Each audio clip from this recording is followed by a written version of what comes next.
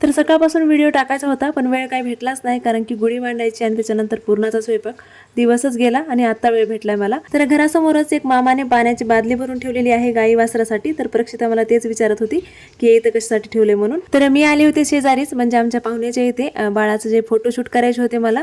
पाडव्याचं तर निमित्त होतंच, त्याचं डेकोरेशन करायचं होतं आणि बेबीला 1 महिना पण कंप्लीट झाला होता. सो त्याच्यामुळे तर इथे मी डेकोरेशनचं जे आहे ते करून देत होते, कारण की अगोदरची जी प्री प्लॅनिंग आहे म्हणजे गाट्या करणं हे सगळं ते सगळं तिच्या मम्मीनेच अगोदर करून ठेवलेलं होतं. मला फक्त थोडं येऊन डेकोरेशन करायचं होतं. तर सिंपल असं डेकोरेशन होतं, करून दिलं होतं मी. तर 1 मला नंबर टाकायचा होता.